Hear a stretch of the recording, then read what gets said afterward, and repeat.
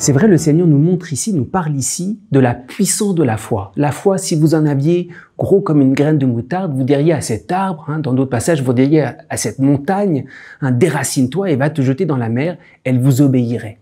Alors il y a une très mauvaise manière, je pense, de comprendre ce passage, comme si jamais c'était une espèce de confiance en soi tellement forte. Il y a des gens qui ont une tellement grande personnalité, ils ont une espèce de volonté, ils vont jusqu'au bout, ils déplacent les montagnes dès qu'ils ont un projet.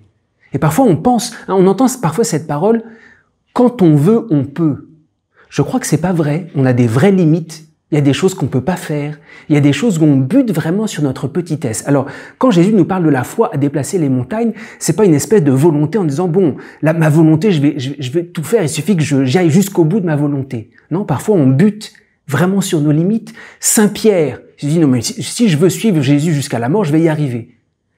Lors de la Passion, Jésus lui a dit, tu me suivras plus tard. Il avait des vraies limites. Quand on veut, on peut. C'est pas vrai. Parfois, on a vraiment des lieux où on peut plus.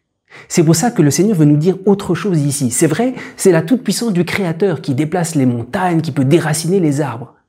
Mais c'est vraiment notre petitesse. C'est vraiment dans nos limites que cette puissance se déploie. On pense à cette parole de Saint Benoît qui dit, ce qui chasse le démon, c'est l'humilité. L'humilité, c'est la petitesse. Alors, c'est très impressionnant. C'est vrai, c'est la toute-puissance de Dieu, mais qui passe à travers l'acceptation de nos limites. Et c'est vraiment une foi chrétienne. C'est pas une confiance en soi humaine. C'est pas un espèce d'augmentation de son capital. On va faire tout ce qu'on peut ou tout ce qu'on veut.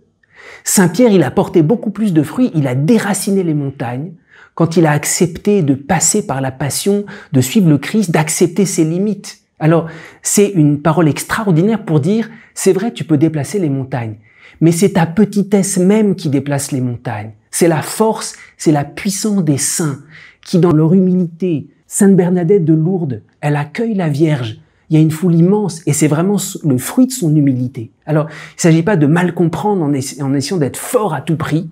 Il s'agit d'accueillir vraiment la toute-puissance de Dieu qui passe dans notre faiblesse.